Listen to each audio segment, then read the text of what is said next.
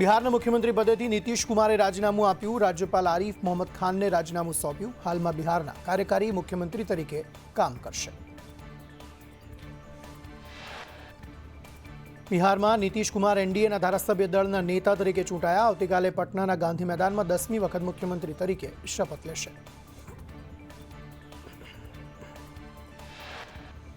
ભાજપના ધારાસભ્ય સમ્રાટ ચૌધરી અને વિજય સિન્હા ફરી એક વખત બિહારના નાયબ મુખ્યમંત્રી બનશે.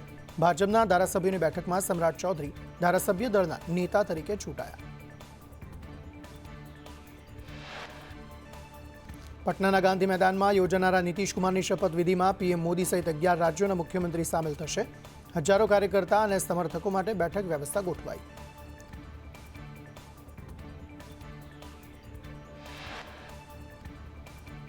બિહાર ભાજપ ધારાસભ્ય દળના નેતા તરીકે ચૂંટાયા બાદ સમ્રાટ ચૌધરીએ કહ્યું, મને આટલી મોટી જવાબદારી આપવા બદલ હું પાર્ટીનો ખૂબ ખૂબ આભારી છું. બિહારના વિકાસ માટે સાથે મળીને કામ કરીશું.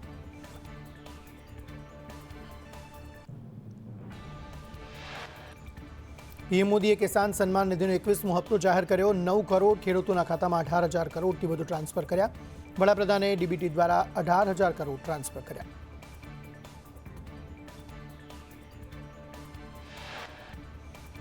વડાપ્રધાને કહ્યું કે આ યોજના દ્વારા અત્યાર સુધીમાં દેશના ખેડૂતોના ખાતામાં 4 લાખ કરોડ મોકલવામાં આવ્યા છે. ખેડૂતોને 10 લાખ કરોડની સહાય પણ પૂરી પાડવામાં આવી.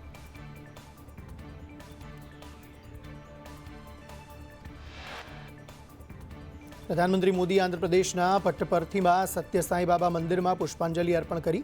મહાસમાધિ સ્થળ પર પૂજા કરી અને શ્રદ્ધાંજલિ અર્પણ કરી.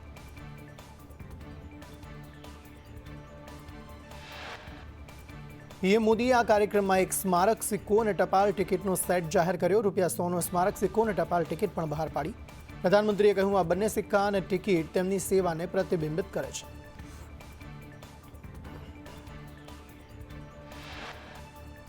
પુટ્ટપર્થીમાં સત્ય સાંઈબાબાના જન્મ શતાબ્દી સમારોહમાં અનેક મહાનુભાવોની હાજરી. CM Chandrababu Naidu, deputy CM પવન કલ્યાણ, ભૂતપૂર્વ ક્રિકેટર સચિન તેંડુલકર, અભિનેત્રી ઐશ્વર્યા રાય બચ્ચન સહિતના લોકોની હાજરી.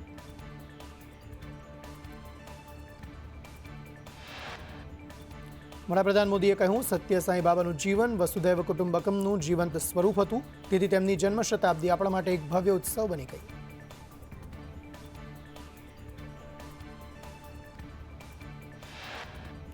દેશની ઘણી હસ્તીઓએ રાહુલ ગાંધી સામે મોરચો ખોલ્યો. 272 હસ્તીઓએ રાહુલ ગાંધીની ટીકા કરતો ખુલ્લો પત્ર લખ્યો. રાહુલ ગાંધી તેમજ વિપક્ષના અન્ય નેતાઓ પર ગંભીર આક્ષેપ.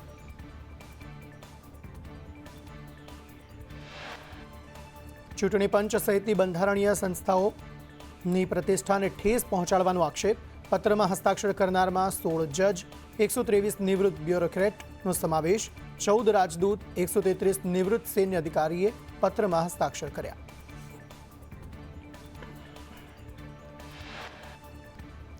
હસ્તાક્ષર કરનારમાં લોકોમાં 16 જજ, 123 નિવૃત્ત બ્યુરોક્રેટનો સમાવેશ. આ ઉપરાંત 14 રાજદૂતનો પણ સમાવેશ.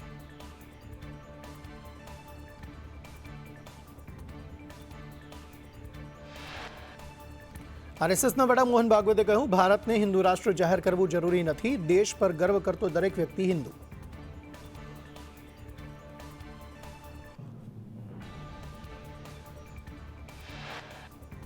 ગેંગસ્ટર અનમોલ બિશ્નોઈની અમેરિકાથી ડિપોર્ટ કરાયા બાદ દિલ્હીમાં એનઆઈએ ધરપકડ કરી. પટિયાલા કોર્ટે અનમોલને 11 દિવસની એનઆઈએ કસ્ટડી આપી. એનસીપીના નેતા બાબા સિદ્દીકી હત્યા કેસ સહિત અનેક ગુનામાં વોન્ટેડ હતો અનમોલ બિશ્નોઈ.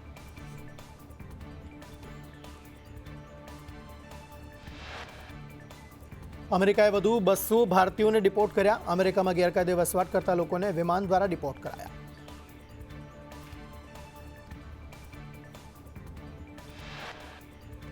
મહિલાઓની સંપત્તિ મુદ્દે સુપ્રીમ કોર્ટે કહ્યું, મહિલાઓ પોતાની સંપત્તિની વસિયત બનાવે. વસિયતથી સંપત્તિને લઈ વિવાદ ટાળી શકાશે. માતા પિતા અને સાસરી પક્ષના વિવાદોથી બચી શકાય.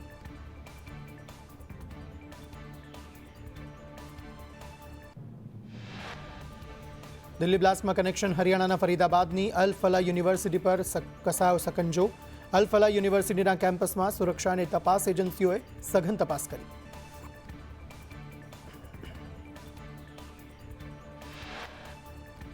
ઈડીએ અલ ફલા ગ્રુપના ચેરમેન જવાદ સિદ્દીકીની ધરપકડ કરી. અલ ફલા ગ્રુપ સામે મની લોન્ડરિંગ એક્ટ હેઠળ ઈડીએ કાર્યવાહી હાથ ધરી. અલ ફલાહ ગ્રુપની ઓફિસોમાં દસ્તાવેજોની તપાસ કરાઈ.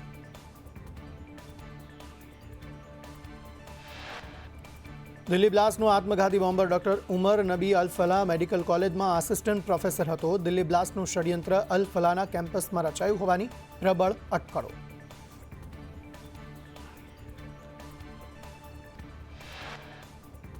માર્ચ 2026 પહેલા ખેડૂતોને દિવસે વીજળી અપાશે. ખેડૂતોને દિવસે 100% વીજળી મળશે.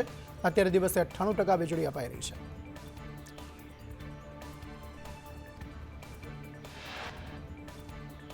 ખેતી સામેના પડકારોને લઈ મુખ્યમંત્રી ભૂપેન્દ્ર પટેલે ચિંતા વ્યક્ત કરી કે આજે જમીનો અસ્વસ્થ થઈ રહી છે. પ્રાકૃતિક ખેતી તરફ સૌએ આગળ વધવું પડશે.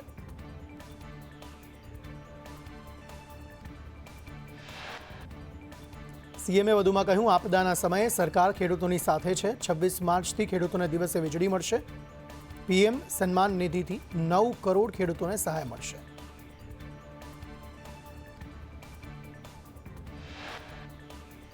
સહાય ફોર્મ માટે નાયબ મુખ્યમંત્રી હર્ષ સંઘવીએ કહ્યું, કોઈએ 1 રૂપિયો પણ આપવાનો નથી. પૈસા માંગનાર સામે કાયદેસરની કાર્યવાહી થશે.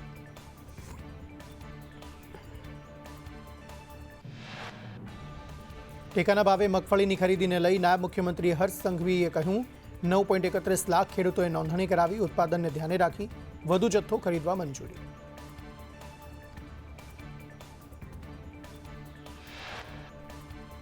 ટેકાના ભાવે મગફળીની ખરીદી અંગે કૃષિમંત્રી જીતુ વાઘાણીની મહત્વની જાહેરાત. મેસેજ મળ્યાના 15 દિવસ સુધી ખેડૂતો કેન્દ્ર પર મગફળી વેચવા જઈ શકશે. અગાઉ ખેડૂતો 7 દિવસ સુધી મગફળી વેચી શકતા હતા.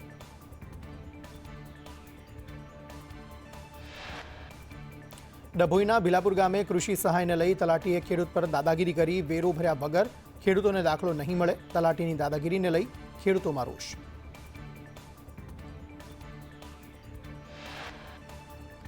સાબરકાંઠામાં ટેકાના ભાવે મગફળીની ખરીદીમાં સમસ્યા સર્જાતા ખેડૂતોમાં આક્રોશ જોવા મળ્યો છે.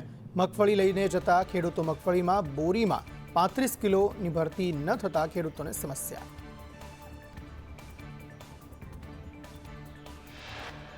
પાક સહાયના ફોર્મના પૈસા લેતા ગોંડલના સુલતાનપુરમાં વીસીઈને છૂટા કરાયા. વીસીઈ શિવા ગોંડલિયા ખેડૂતો પાસેથી ફોર્મના 100 રૂપિયા ચાર્જ લેતા હતા.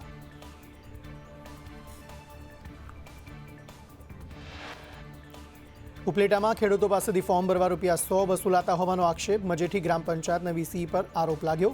4 વર્ષથી બિલ બાકી, સરકાર 12 રૂપિયા ચૂકવે છે.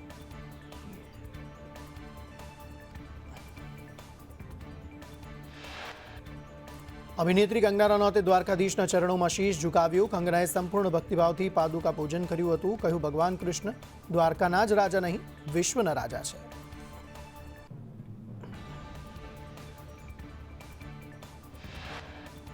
ગાંધીનગરમાં એકતા યાત્રામાં નાયબ મુખ્યમંત્રી હર્ષ સંઘવીએ કહ્યું, કોંગ્રેસના વડવાઓએ ષડયંત્ર રચ્યું હતું. સરદાર સાહેબે અંગ્રેજોની સાડાબારી ન રાખી.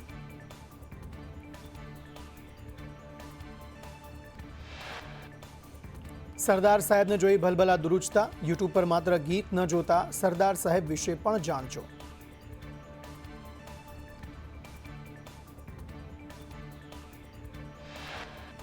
મુખ્યમંત્રી ભૂપેન્દ્ર પટેલે એસઆઈઆરનું ફોર્મ ભર્યું. મુખ્યમંત્રીએ કહ્યું, એસઆઈઆરથી ચૂંટણી પ્રક્રિયા વધુ પારદર્શી બનશે. એસઆઈઆરમાં સહયોગ કરી લોકતંત્રને મજબૂત બનાવો.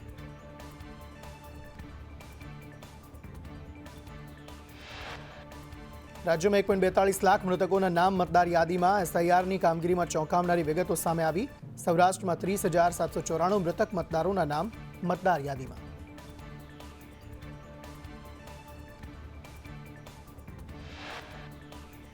અમદાવાદના 27,324 મૃતકોના મતદાર યાદીમાં નામ. વડોદરામાં 17,628, રાજકોટમાં 9,312 મૃતકોના નામ યાદીમાં. સુરતમાં 5,303 મૃતકોના નામ મતદાર યાદીમાં સામે આવ્યા.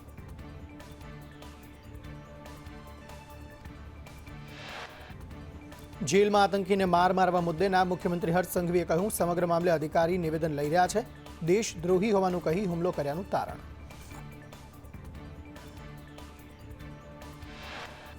સાંસદ ધવલ પટેલ અને એમએલએ ચૈત્ર વસાવા વચ્ચે વાકપ્રહાર. ચૈત્ર વસાવાએ ધવલ પટેલને બોલતા પોપટ કહ્યું. ધવલ પટેલ માત્ર બોલે છે, પ્રશ્નોનું નિરાકરણ લાવતા નથી.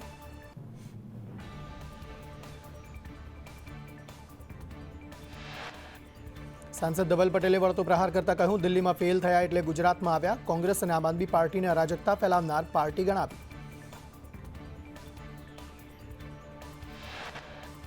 ભુજમાં બીએસએફ સ્થાપના દિવસની ઉજવણીને લઈ તૈયારી શરૂ 21 નવેમ્બરે કાર્યક્રમમાં કેન્દ્રીય ગૃહમંત્રી અમિત શાહ હાજર રહેશે.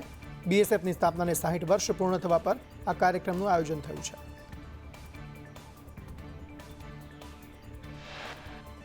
નવસારીમાં વારી સોલાર કંપનીમાં આઈટીના દરોડા. કંપની ઉપર મોડી રાત સુધી કાર્યવાહી ચાલી. મુંબઈ આઈટીની 30 ટીમનું મેગા સર્ચ ઓપરેશન.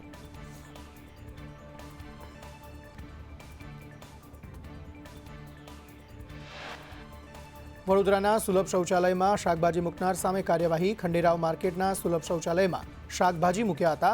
કોર્પોરેશનના અધિકારીઓએ શાકભાજીનો નાશ કર્યો.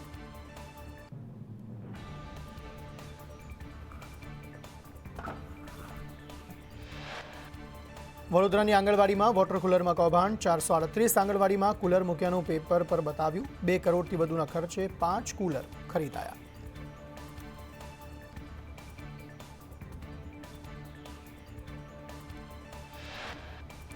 આરટીઆઈમાં થયો કથિત કુલરના કૌભાંડનો ખુલાસો. 338 કુલરના બિલ બતાવવામાં આવ્યા. આંગણવાડીમાં મોટાભાગે વોટર કુલર બંધ હાલતમાં છે.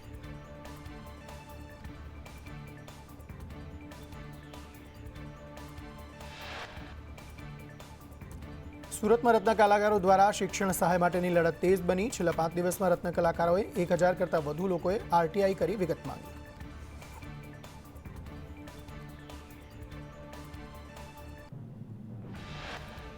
ગુજરાતના દાહોદનું જંગલ હવે વાઘનું નવું રહેઠાણ બન્યું. પર્યાવરણ મંત્રી પ્રવીણ માળીએ અહેવાલોની પુષ્ટિ કરી. રતનમહાલના વનમાં વાઘ ટ્રેપ થયો.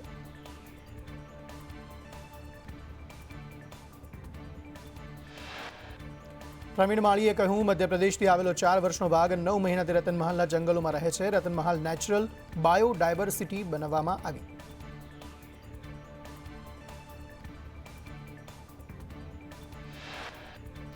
દાહોદના જંગલમાં વાઘના વસવાટ અંગે પીસીસીએફ ડોક્ટર જયપાલસિંહનું નિવેદન. કહ્યું, ગુજરાતમાં વાઘ લાંબા સમય બાદ દેખાયો છે. વાઘ રતનમહાલમાં 120 કિલોમીટરના વિસ્તારમાં ફરી રહ્યો છે.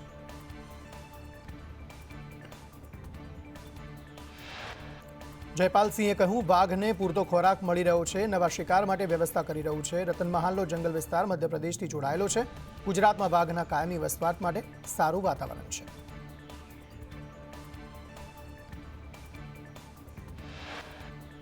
અમરેલીના બોરાળા ગામની પ્રાથમિક શાળામાં આચાર્યની બદલીની માંગ અને સ્ટાફ ઘટને લઈ તાળાબંધી કરાઈ. બાળકોનું ભણતર બગડતું હોવાનો ગ્રામજનોનો આક્ષેપ.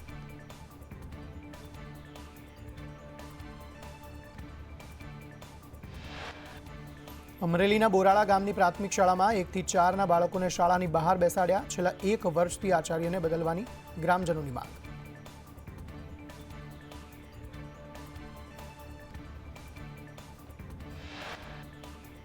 ઊંઝામાં ઉનાવા અને મકતુપુર નજીક ફેક્ટરીઓમાં સેન્ટ્રલ જીએસટી વિભાગે તપાસ આદરી. ફેક્ટરીમાં સર્ચની કામગીરી મોડી રાત સુધી ચાલી. જીએસટીના દરોડાને લઈ માર્કેટયાર્ડમાં વેપારીઓમાં ફફડાટ. અમદાવાદના ઘુમામાં બિલ્ડિંગની સેફટી વોલ તૂટી. સગલ ગ્રુપની બાંધકામ સાઇટ પર દિવાલની સાથે જોડાયેલી સાઇટની ઓફિસો પણ ધસી પડી. દુર્ઘટનામાં કોઈ જાનહાનિ નહીં.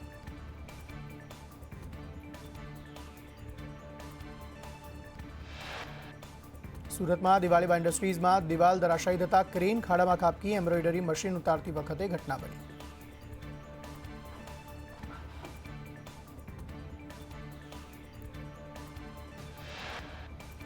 કડી નંદાસન રોડ પરની સીકે પ્રોટીનમાં ફૂડ વિભાગના દરોડા. જૂના ટીનમાં ખાદ્યતેલનું પેકિંગ થતું હતું. રિફાઇન્ડ સોયાબીન ઓઇલના 100 ટીન કબજે.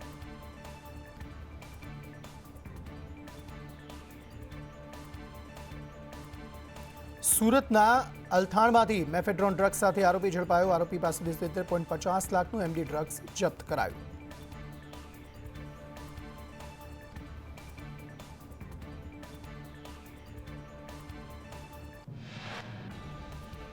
ભાવનગરમાં એસીએફે કરેલી પરિવારની હત્યામાં પ્રેમ પ્રકરણ હોવાનું સામે આવ્યું. શૈલેષ ખાંભલાએ હત્યા પાછળ પ્રેમ પ્રકરણ હોવાનું કબૂલ્યું.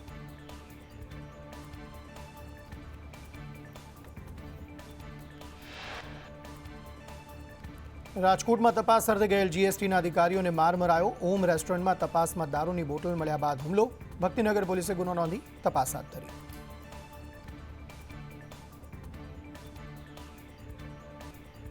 વડોદરાના ખંડણીખોર પોલીસકર્મીની ધરપકડ. અમદાવાદ એસઓજીની ઓળખ આપી દુબઈથી પરત આવેલ યુવક પાસે ખંડણી માંગી હતી. મેડમ મારશે તેમ કહીને 50 લાખ રૂપિયા માંગ્યા હતા.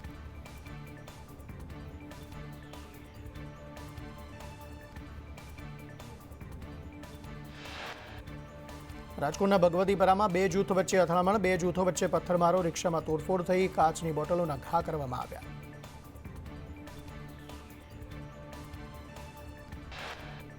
પાટણના શિહોરી હાઈવે પર અકસ્માત, અસામાજિક તત્વોએ વાહનો પર પથ્થરમારો કર્યો. 3 બસ જેટલા 5 ડમ્પર પર પથ્થરમારો કરાયો. 3 બસમાં 80 જેટલા મુસાફરો સવાર હતા.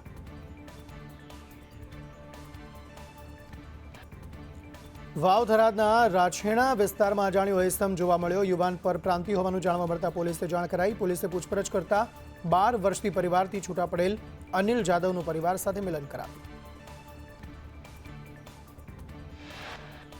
રાજકોટમાં ગ્રીનલેન્ડ ચોકડી પાસે ખેતલાપા મંદિરમાંથી 52 સાપ મળ્યા. ફોરેસ્ટ વિભાગે મંદિરના મહંતની ધરપકડ કરી. મહંત મનુ મણિરામ દુધરેજિયા મંદિરમાં શ્રદ્ધાળુઓને સાપના દર્શન કરાવ્યા.